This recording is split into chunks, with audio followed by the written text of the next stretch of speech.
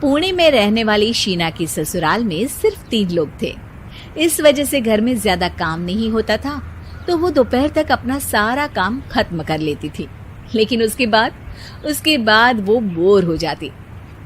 इस वजह से उसने शिनचैन कार्टून देखना शुरू कर दिया, जो धीरे धीरे उसके व्यवहार पर इतना इफेक्ट करता गया कि वो खुद भी शिनचैन जैसी ही बातें करने लगती है। एक रात डिनर करते हुए, अरे बहू, जरा अचार तो देना। ओहो ससुमा, आपसे इतना काम भी नहीं होता।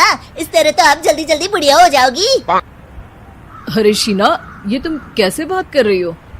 आपको तो कुछ भी समझ में नहीं आता। ये शीना का शिनचैन स्टाइल है। ऐसा बोलकर शीना वहाँ से चली जाती है। अगली सुबह शीना सबके उठने से पहले ही घर का काम खत्म करके कार्टून देखने बैठ जाती है।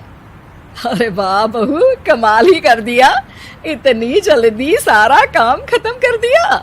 बस भी कीजिए, अब मैं इतनी भी कुछ खास नहीं। ओफो, तुम और तुम्हारे शिनचैन का भूत, जाने कब नॉर्मल इंसान की तरह बात करोगी। मॉम, आप तो बस मुझसे जलती रहती हैं। आपको क्या पता मेरी लाइफ कितनी मुश्किल है। अच्छा छोड़िए, अब मैं शॉपिंग के लिए जा रही हूँ। हाँ, तो ये है तुम्हारी मुश्किल लाइफ। शीना शॉपिंग करने मार्केट पहुँच जाती है, जहाँ उसे जय के ऑफिस की एक लड़की मिलती है। हेलो, आप जय की वाइफ है ना? हेलो, मेरा नाम शीना है। मैं 26 साल की हूँ और मुझे शिमला मिर्च बिल्कुल भी पसंद नहीं है, पर शिमला जा सकती हूँ। हाँ। शीना की बात सुनकर लड़की आगे कुछ बोले बिना वहाँ से चली जाती है।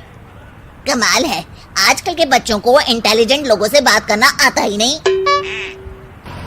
शीना शॉपिंग करके घर वापस आती है, जहाँ सास और जय साथ बैठकर आइसक्रीम खा रहे होते हैं।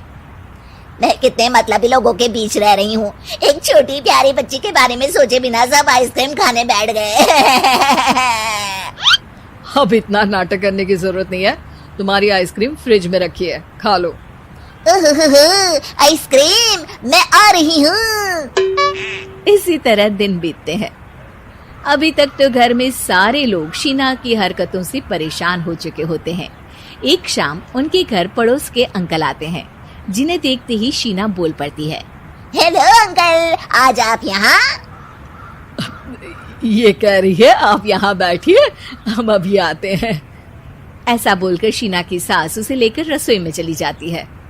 अरे वो तुम्हारी पापा की उम्र के हैं, उनकी इंसल्ट तो मत करो।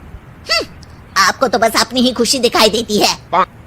शीना के ऐसे बोलने पर सास हैरान रह जाती है और शीना बाहर आकर अंकल से कहती है, तो अंकल, आज आप क्या लेने आए हैं? या फिर बस सासू माँ को देखने का बहाना चाहिए? वैसे ये इतनी भी अच्छी नहीं है, पूरा समय मुझे डांटती रहती है और कभी कभी तो खाना भी नहीं देती।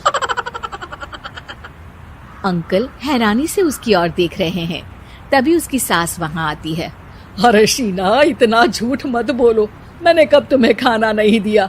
अरे ऐसा बोलोगी तो तुम्हें आज रात का खाना सच में नहीं मिलेगा।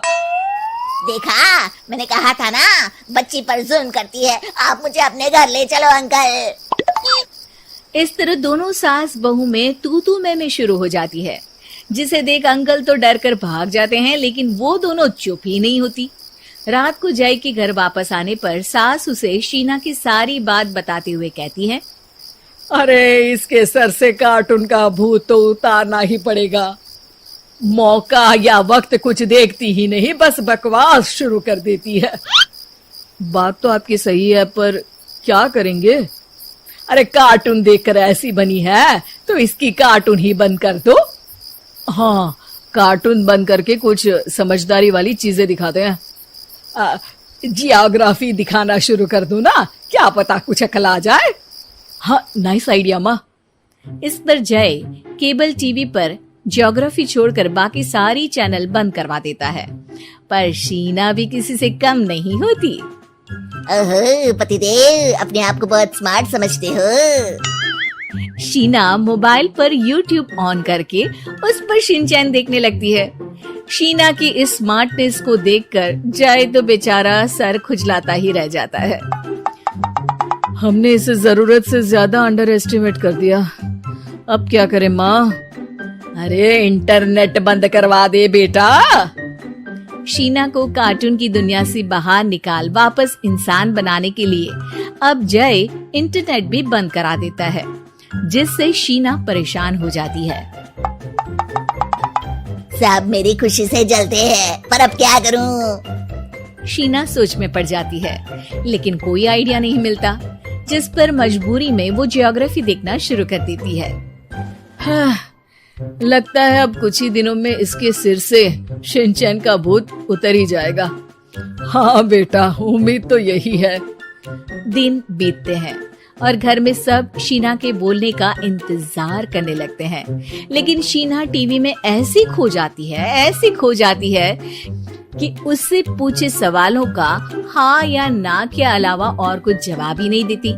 देखते ही देखते हफ्ता बीत जाता है, तो सब्र का बांध तोड़ते हुए जय टीवी बंद कर खुद ही शीना से बात करने बैठ जाता है। क्या बात है शीना, पहले तुम ज्योग्राफी देखने को तैयार नहीं थी, और जब देखने बैठी तो इसके आगे किसी चीज की कोई सूध ही नहीं, ना किसी से बात करनी, ना घर का कोई काम। अरे माँ कब तक अकेले सब कुछ संभालेंगी? अभी भी तुम्हारे सर से शिनचैन का भूत उतरा कि नहीं? जब मादा भालू नर भालू से बात नहीं करती, तो वो उनका ध्यान अपनी तरफ आकर्षित करने के लिए बिल्कुल यही हरकत करते हैं। तुम नर भालू हो। शीना के ऐसा बोलते ही जय और उसकी मम्मी एक दूसरे की तरफ देख सर पकड़कर बैठ जाते हैं।